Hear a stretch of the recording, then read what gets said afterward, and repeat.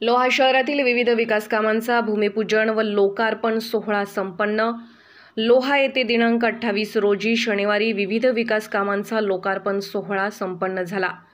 लोहा शहरासाठी 12 कोटी रुपये निधी मंजूर करण्यात आला। लोहा शहरातील अनेक कामे नव्याने लवकरच सुरू होणार आहेत। नांदेडचे माजी खासदार प्रताप पाटील चिखलीकर यांच्या हस्ते छत्रपती शिवाजी महाराज यांच्या पुतळ्याचे शिवशोभीकरणाचे उद्घाटन करण्यात आले। छत्रपती शिवाजी महाराज पुतळ्याचे शिवशोभीकरण, बौद्ध विहाराचे बांधकाम, सीसी रस्ता, सभागृहाचे बांधकाम, स्वामी समर्थ संरक्षण भिंतीचे बांधकाम, नगर परिषद लोहा येथील विविध रस्ते व इतर कामे या निमित्ताने लोहा शहराला पण 12 कोटी रुपये निधी उपलब्ध करून दिला आहे। त्यानिमित्त माजी खासदार प्रताप पाटील चिखलीकर यांच्या हस्ते लोकार्पण सोहळा संपन्न झाला। यावेळी भारतीय जनता पार्टीचे प्रदेश कार्यकारिणी सदस्य माणिकराव मुकादम, लोहा नगरपालिकेचे माजी नगराध्यक्ष कल्याण सूर्यवंशी, भाजपा जिल्हा सरचिटणीस तथा लोहा विधानसभा प्रमुख प्रवीण पाटील चिखलीकर, भाजपा महिला मोर्चा प्रदेश उपाध्यक्षा सौ प्रणिताताई देवरे चिखलीकर, तालुका अध्यक्ष आनंदराव पाटील ढाकणीकर, माजी नगराध्यक्ष किरण वट्टमवार, तहसीलदार विठ्ठलराव परळीकर, सार्वजनिक बांधकाम विभागाचे उपअभियंता मोहन पवार, उपनगराध्यक्ष दत्ता वाले, माजी उपनगराध्यक्ष छत्रपती धुतमल, बालाजी खिल्लारे, हरिभाऊ चव्हाण, माजी जिल्हा परिषद सदस्य चंद्रमुनी मस्के, माजी जिल्हा परिषद सदस्य सुभाषराव गायकवाड, सचिन चिखलीकर, लोहा पंचायत समितीचे माजी उपसभापती नरेंद्र गायकवाड, सुरेश लोट, खुशाल पांगरीकर, शंकरराव नाईक, सुनील मोरे, दत्ता वाले, बाबाराव गवते, बाळू मारतळेकर, बंडू काळे, बंडू वडजे, मारुरराव बोरगावकर, माधव पवार, संजय मोरे, सुरेश पारडीकर यांच्यासह अनेक मान्यवरांची उपस्थिती होती। यामध्ये जवळपास 12 कोटी रुपयाच्या कामाचा शुभारंभ आज आपण केलेला आहे। त्याच्यामध्ये छत्रपती शिवाजी महाराजांच्या स्मारकाच्या भोवतीचं सुशोभीकरण, बौद्ध विहाराचं नवीन बांधकाम आणि अनेक रस्त्याच्या कामाचा शुभारंभ या ठिकाणी केलेला आहे। जी कामं आज आपण सुरू केली ती तात्काळ उद्याच्या उद्या सुरू होती आणि लवकरात लवकर चांगल्या दर्जाची कामं व्हावीत अशा पद्धतीची अपेक्षा आहे। आणखी मोठ्या प्रमाणामध्ये निधी मिळेल। 12 कोटीच्या कामाचा शुभारंभ करतानाच मला परत 2 कोटी रुपये लोह्यासाठी मिळाले। काही कामाचं भविष्यामध्ये आपल्याला नियोजन करायचं आहे आणि जी काही कामं राहिली असतील, शहरातली असतील, ग्रामीण भागातली असतील, तर ते कामं करण्याला प्राधान्य द्यावे। सर, असा एक प्रश्न आहे नागरिकांमधनं की आपण लोहा कंधारमधून उभं राहणार आहात, पण महायुतीचे शिंदे गटाचे बालासाहेब कराळे साहेब हे लोहा आणि कंधार मतदारसंघामधून इच्छुक आहेत। त्या अनुषंगानं आपण कसं पाहता? बाळासाहेब कराळे यांनी उमेदवारी मागणं याच्यामध्ये काही चुकीचं नाही आहे।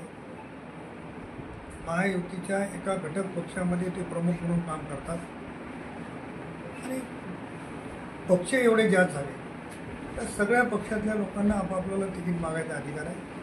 त्यांना तिकीट मिळेल, त्यांनी निवडणूक लढवावी आणि महायुतीने बाळासाहेबाला तिकीट दिलं, मी त्यांना मदत करेन। सर, मुळामध्ये पाहता आपण माजी खासदार आहात आणि आपल्याकडे खासदारच म्हणून पाहिलं जातं नांदेड जिल्ह्यासाठी। आता योगायोगानं परत कंडिशन आलेली आहे की आपल्याला ती परत संधी मिळालेली आहे। मग त्या संधीचं सोनं न करता आपण लोहा कंधार मतदारसंघ का मागत आहात? कसं आहे, कधी कधी सरपंच झालेल्या माणसाला उपसरपंच पण व्हावं लागतं आणि उपसरपंच झालं की सरपंच पण होतं, तशी परिस्थिती आहे। मी लोहा कंधारमध्ये उभा राहण्यासाठी जो काही विकास थांबलेला आहे, आज देवेंद्र फडणवीस साहेबांच्या नेतृत्वात महायुतीचं सरकार आहे। त्याचे प्रमुख म्हणून एकनाथराव शिंदे साहेब काम करत आहेत आणि आपण बघितलं की अनेक मोठ्या प्रमाणावर निधी, उदाहरण जर बघितलं तर बालाजीराव कल्याणकरांच्या मतदारसंघात एवढा मोठा निधी आहे आणि ते निधी मला या काळामध्ये आणता आला असता, पण दुर्दैवाने मी खासदार झालो। खासदार म्हणून मला जे खासदारचे काम आहे, केंद्रातली जी कामं आहेत ते करण्याचं भाग्य मिळालं। 25 वर्ष रेल्वेचे कामं कोणी केले नव्हते तेवढे केले, नॅशनल हायवेचे केले नाही तेवढे केले, विमानसेवेच्या संदर्भाने केले। परंतु ज्या भागात आपण जन्मलो, ज्या भागात वाढलो, त्या भागात विकास अधिक गतीनं झाला पाहिजे ही भावना आहे. नाहीतर आपण म्हणता तसं खरं आहे की मला जर लोकसभेला उभं राहायचं असेल तरी रस्ता मोकळा आहे आणि विधानसभेला राहायचं असेल तरी रस्ता मोकळा आहे. दुसऱ्यासारखं सकाळी एकाच्या दारात तिकीट मागायला, दुपारी एकाच्या दारात तिकीट मागायला जायची मला गरज नाही. सर, जसं की आपण पाहता की मग ह्या नांदेडमधलच्या पूर्णच्या पूर्ण 16 तालुक्यामध्ये त्यांना तुमचा म्हणजे जसं मायबाप म्हणून तुमच्याकडे पाहिलं जातं, फक्त तुम्ही 2 तालुक्याचा विचार करून आमदारकी कशा करता निवडताय? असं आहे की मी आता खूप सिनियरिटीमध्ये आलो. तर राज्यामध्ये महायुतीचं सरकार हे 100% येणार आहे. भविष्यामध्ये देवेंद्र फडणवीस साहेबांनी एखादी जर संधी दिली तर जिल्ह्यात काम करता येईल आणि जिल्ह्याला न्याय देता येईल. खासदार म्हणून जेवढी काम करण्याची भूमिका आहे त्याच्यापेक्षा या ठिकाणी संधी मिळाली तर अधिक काम करता येईल. सर, जसं की लाडक्या बहिणीचे आत्तापर्यंतचे सगळेच्या सगळे पैसे आलेले आहेत, त्या अनुषंगाने आपली प्रतिक्रिया? लाडक्या बहिणीच्या संदर्भामध्ये आदरणीय शिंदे साहेबांच्या नेतृत्वात फडणवीस साहेब असतील, आदरणीय दादा असतील, यांनी खूप मोठा निर्णय घेण्याचं धाडस केलं. दरमहा लाडक्या बहिणीला 1,500 रुपयाची ओवाळणी देण्याची भूमिका त्या निमित्ताने घेतली. आत्तापर्यंत लाडक्या बहिणीला 3रा हप्ता मिळालेला आहे. कुठल्या बहिणीला पूर्वी हप्ता मिळाला नसेल, एकदम 3 मिळाले, पूर्वी 2 मिळाले असतील, तर आता 1,20,00,000 बहिणीच्या खात्यामध्ये पैसे जमा करण्याचं काम सरकारने केलेलं आहे. जेवढे म्हणून आणखी डिमांड होईल, जेवढे म्हणून आणखी अर्ज येतील, तेवढेच्या तेवढे अर्ज निकाली काढण्याची भूमिका प्रशासनाने घेतलेली आहे, शासनानं घेतलेली आहे. त्याच्यामुळे मला असं वाटतं की साधारणतः 1.5 कोटीच्या जवळपास तरी अर्ज जातील आणि 1.5 कोटी लाडक्या बहिणीला दरमहा 1,500 रुपयाप्रमाणे पैसे मिळतील. सर, अजून एक प्रश्न ह्याच बाबतीमध्ये आहे की विरोधक ह्याच्याकडे फक्त हा एक विधानसभेचा जुमला म्हणून पाहतात, ह्यावर आपली प्रतिक्रिया? 2 गोष्टी. नाचता येणं, अंगणवाडी.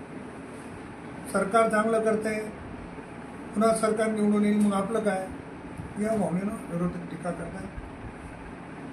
माझा त्यांना प्रश्न आहे की ते जर सरकारमध्ये आले तर हे चालू ठेवणार आहेत का?